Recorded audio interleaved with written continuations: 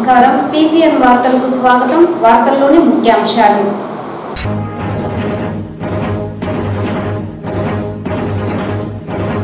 ప్రజాస్వామ్యబద్ధంగా నగరపాలక standing committee ఎన్నికలను పారదర్శకంగా నిర్వహించాం చిత్తూరు ఎమ్మెల్యే గురజాల జగన్మోహన్ వెల్లడి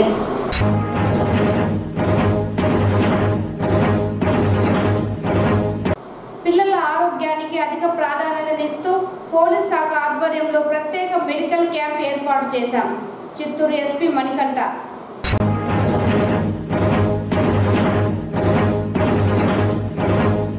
ప్రజాస్వామ్యాన్ని కూలీ చేసిన ఏకైక ప్రభుత్వం NDA కూటమి ప్రభుత్వం నగరపాలక సంస్థ స్టాండింగ్ కమిటీ ఎన్నికల నిర్వహణపై వైసీపీ నేతల ఆగ్రహం వార్తల్లోని వివరాలు నగరపాలక సంస్థ స్టాండింగ్ కమిటీ ఎన్నికలు ప్రశాంతంగా జరిగాయి 5 సభ్యుల స్టాండింగ్ కమిటీకి 8 మంది పోటీ చేయడంతో గురువారం నగరపాలక కమిషనర్ ఎన్నికల అధికారి అరుణ ఆధ్వర్యంలో నిబంధనల ప్రకారం ఎన్నికల ప్రక్రియ నిర్వహించారు నగరపాలక కౌన్సిల్ ప్రత్యేక సమావేశం నిర్వహించి స్టాండింగ్ కమిటీ ఎన్నికలకు సంబంధించిన వివరాలను కమిషనర్ ఎన్నికల అధికారి అరుణ సభ్యులకు వివరించారు 5 సభ్యులు ఉన్న స్టాండింగ్ కమిటీకి 8 మంది పోటీ చేస్తుండటంతో 8 మంది పేర్లతో కూడిన బ్యాలెట్ పేపర్లను సభ్యులకు జారీ చేయడం జరుగుతుందని ఒక్కొక్క సభ్యులు 5 మాత్రమే ఓటు వేసే అవకాశం ఉందని వివరించారు స్టాండింగ్ కమిటీ ఎన్నిక ప్రక్రియను నిబంధనల ప్రకారం నిర్వహించారు ఎన్నికల అధికారి ఆదేశాల మేరకు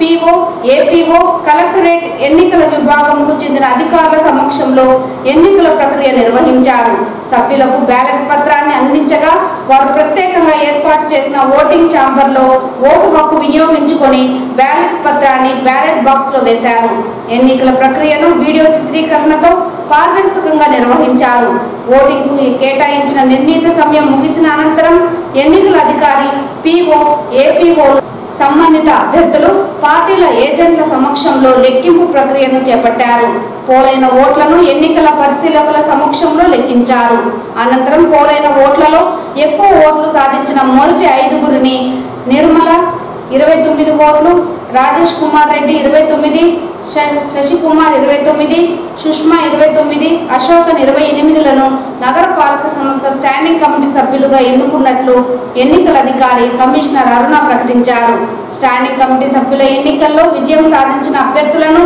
చిత్తూరు ఎమ్మెల్యే గురజాల జగన్మోహన్ అభినందించారు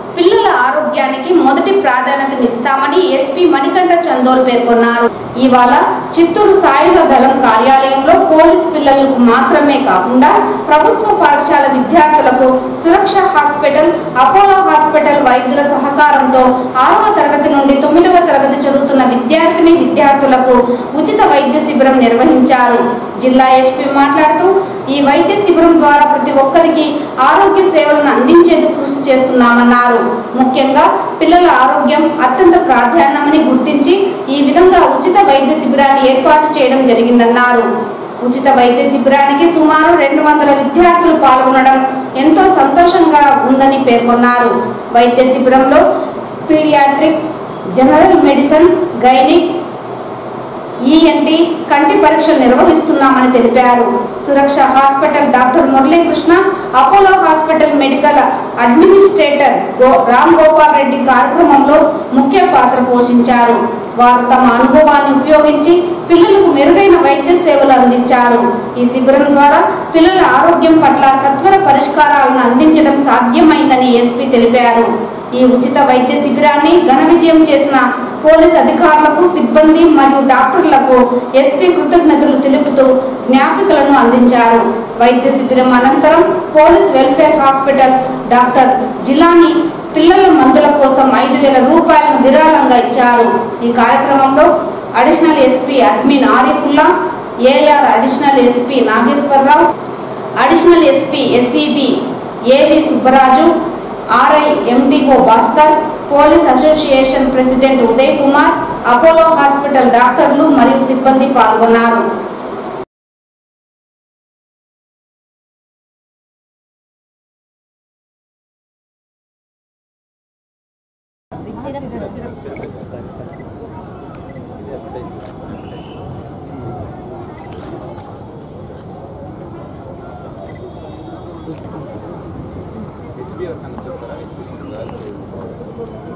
అంటే చాలా తక్కువ ఉంటేనే బ్లడ్ ట్రాన్స్ఫ్యూషన్ ఐరన్ అని ఎక్కించుకోవాలి. బ్లడ్ టెస్ట్ పేలర్ ఏదైనా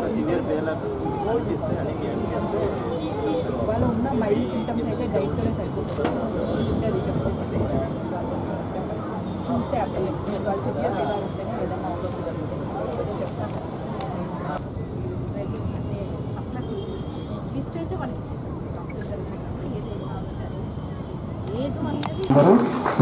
మెడికల్ క్యాంప్ సక్సెస్ అవడానికి ఎంతో ఉపయోగపడుతున్నారు. G Muralikrishna, MD pediatric, doctor Tejashri general medicine,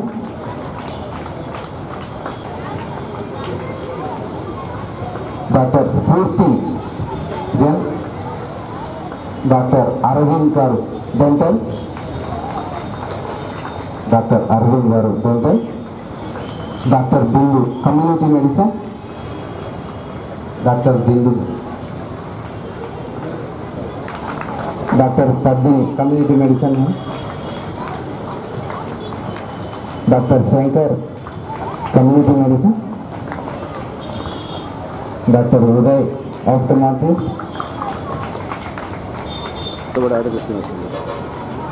doctor Bhaskar Reddy physiotherapist,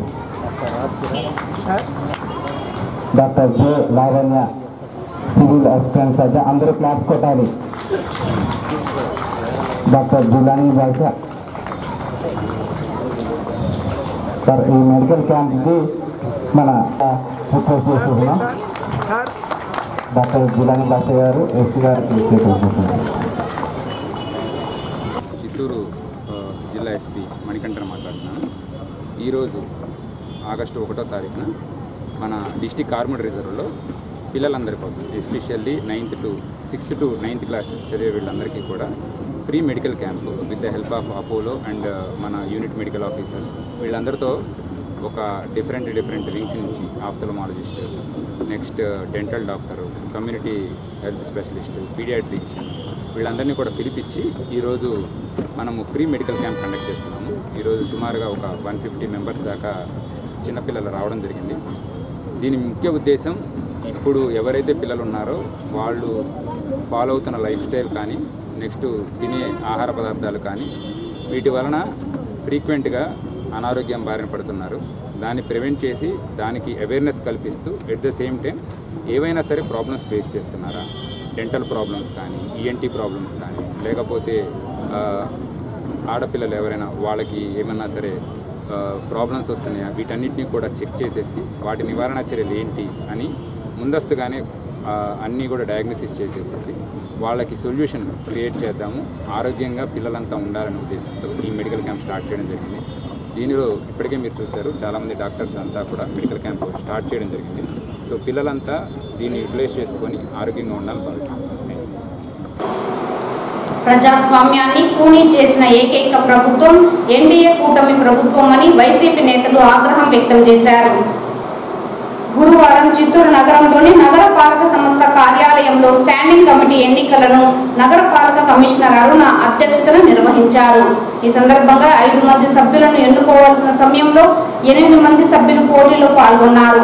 ఇందులో టీడీపీకి సంబంధించి 5 మంది సభ్యులు పాల్గొనగా వైసీపీకి సంబంధించి 3 సభ్యులు పాల్గొన్నారు.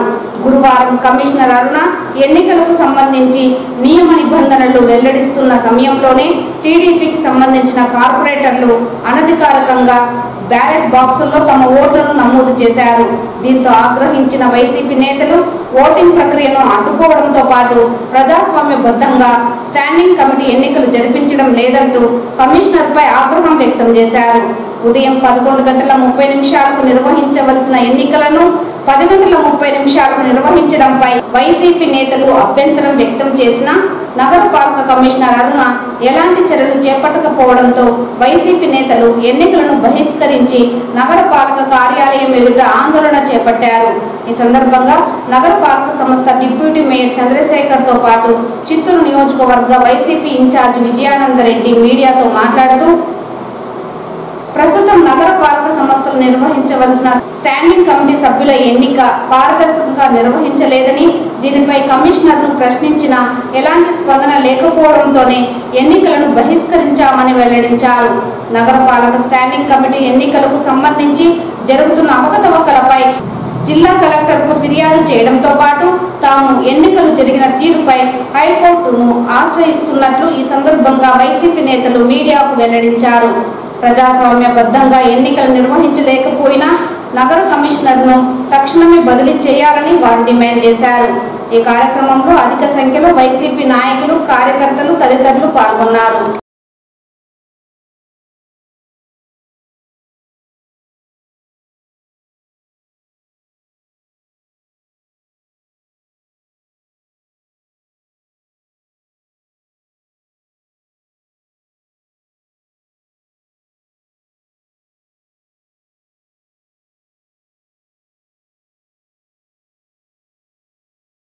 తెచ్చి వేసుకుంటా ఉంటే అలాంటి ఎలక్షన్స్కి ఎందుకు నోటిఫికేషన్ ఇవ్వడము, వాటి గురించి ఒక ప్రజాప్రతినిధులుగా ఎలక్ట్ అయిన కార్పొరేటర్లకే ఓటేసే పరిస్థితి లేని పరిస్థితుల్లో ఈ ప్రభుత్వంలో మేము ఏం చేయగలము? ఎలక్షన్స్ ఎట్లా స్టాండింగ్ కమిటీ ఎట్లా కరెక్ట్గా న్యాయమైన పద్ధతులు జరుగుతుంది? ఇది స్టాండింగ్ కమిటీ అనేది ఒక చీఫ్ ఆఫీస్ లాగా కార్పొరేషన్కి, ఒక ఎట్లయితే అసెంబ్లీలో ఒక ఇది ఉంటుందో, మన క్యాబినెట్ ఉంటుందో, అదేవిధంగా ఇది స్టాండింగ్ కమిటీ అనేది ఒక 10 లక్షల నుంచి 50 లక్షల రూపాయల వరకు కూడా చేయాలంటే ఇక్కడ ఫండ్స్ మిస్యూజ్ కాకుండా ఏ వర్క్ కూడా సవ్యంగా జరగాలంటే స్టాండింగ్ కమిటీ కీ రోల్ ఉంటుంది.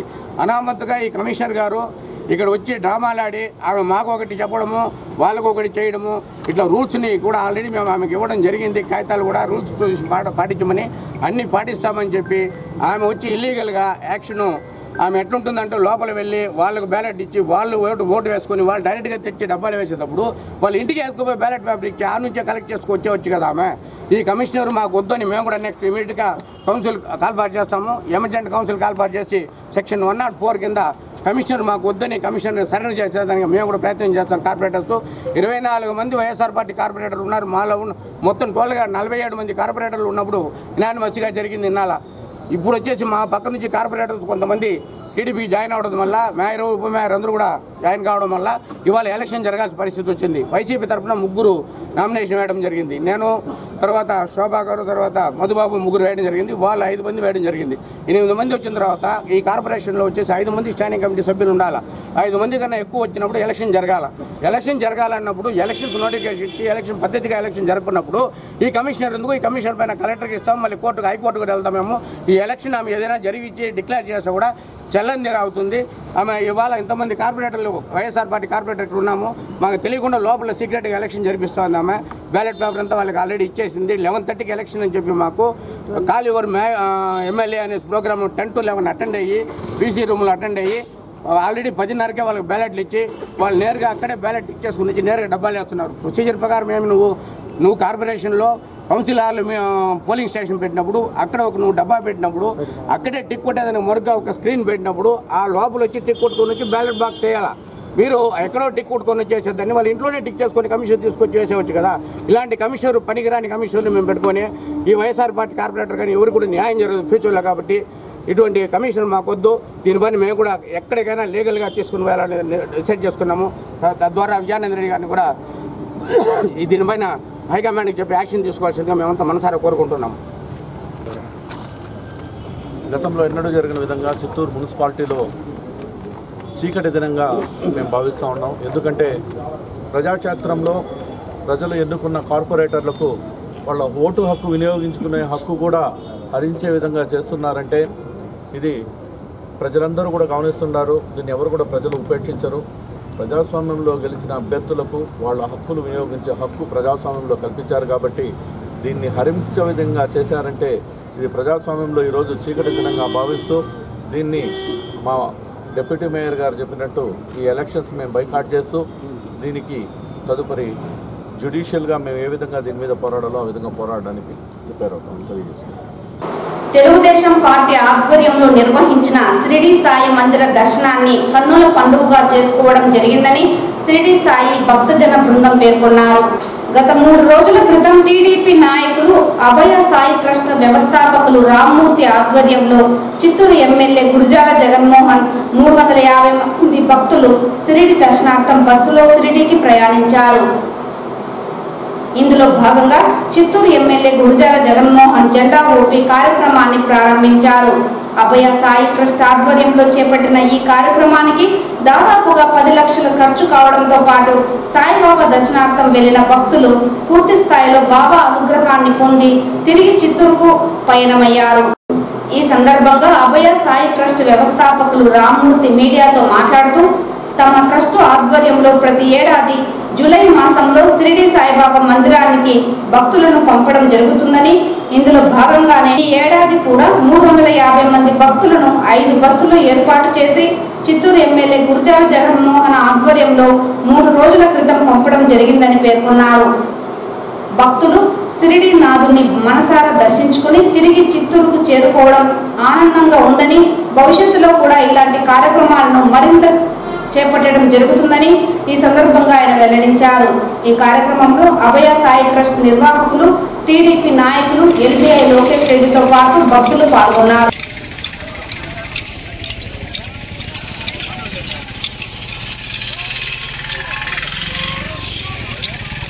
పింఛన్ల పంపిణీ కార్యక్రమాన్ని కూటమి ప్రభుత్వం పగడ్బందీగా చేపట్టి పేద ప్రజలకు అన్ని విధాల భరోసా కల్పిస్తుందని బీజేపీ మండల అధ్యక్షుడు షణ్ముగం తెలిపారు. గురువారం చిత్తూరు నగరంలోని 37వ డివిజన్ పరిధిలో ఎన్డీఏ కూటమి ఆధ్వర్యంలో చేపట్టిన పింఛన్ పంపిణీ కార్యక్రమంలో ఆయన పాల్గొన్నారు. ఈ సందర్భంగా కూటమి ప్రభుత్వం పెంచిన 4,000 రూపాయల పెన్షన్ వృద్ధులకు అందజేశారు. అనంతరం ఆయన మీడియాతో మాట్లాడుతూ వైసీపీ పార్టీ అధినేత మాజీ ముఖ్యమంత్రి జగన్మోహన్ రెడ్డి 5 సంవత్సరాల కాలంలో కేవలం 1000 రూపాయలు మాత్రమే పెంచి 3,000 రూపాయల పెన్షన్ వృద్ధులకు అందజేశారని, అయితే కూటమి ప్రభుత్వం అధికారంలోకి రాగానే 3,000 రూపాయల పెన్షన్ 4,000కు పెంచి వృద్ధులకు ఏకకాలంలో అందజేయడం జరిగిందని గుర్తు చేశారు. కూటమి ప్రభుత్వం ఎల్లప్పుడూ ప్రజల పక్షాన ఉంటుందని చెప్పడానికి పెన్షన్ పంపిణీ కార్యక్రమం ప్రత్యేక నిదర్శనమని ఆయన వెల్లడించారు. రానున్న రోజుల్లో కూటమి ప్రభుత్వం ఆధ్వర్యంలో మరిన్ని సంక్షేమ కార్యక్రమాలను ప్రజలకు అందజేయడం జరుగుతుందని ఈ సందర్భంగా ఆయన స్పష్టం చేశారు. ఈ కార్యక్రమంలో అధిక సంఖ్యలో ఎన్డీఏ కూటమి సభ్యులతో పాటు ప్రజలు పాల్గొన్నారు.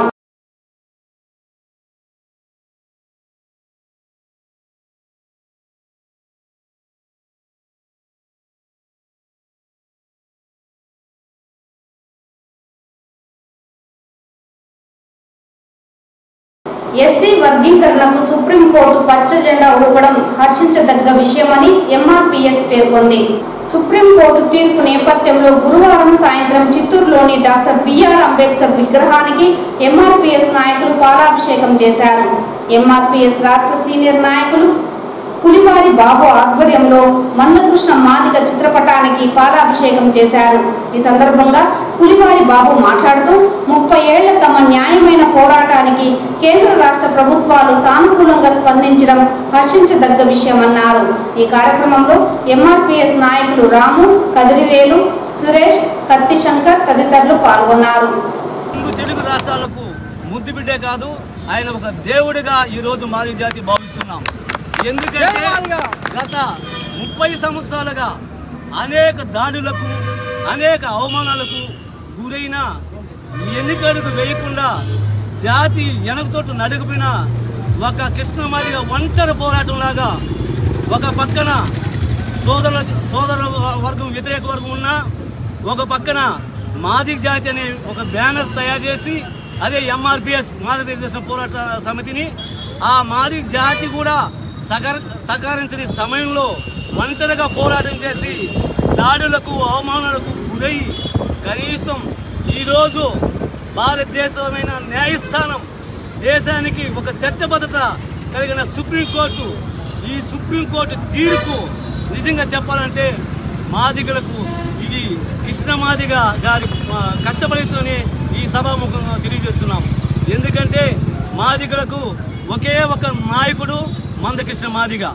ఈరోజు మందకృష్ణ మాదిగ గారు ఎక్కడ సభలు పెట్టినా లక్షల కోట్ల జనాభా సొంత ఖర్చుల మీద మేము జాతిపూర్తిగా ఆయన వెనుకంటూ ఉంటూ ఆయన అడిగజలు నడుస్తున్నాం. కాబట్టి ఈరోజు మా బలోపేతాన్ని చూసే దేశ రాజకీయం కానీ రాష్ట్ర రాజకీయం కానీ ఈరోజు గుర్తించి చట్టసభలో మాకు అనుకూలమైన చట్టపరమైన తీర్పు ఇచ్చిందంటే అది కృష్ణమాదిగ గారి నాయకత్వమే, కృష్ణమాదిగ గారి కష్టపడితోనే తెలియజేస్తున్నాం.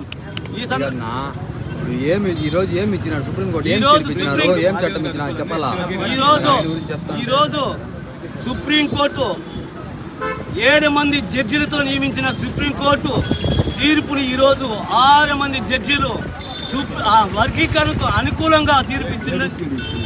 ఈ వార్తలు ఇంతటితో సమాప్తం. నమస్కారం.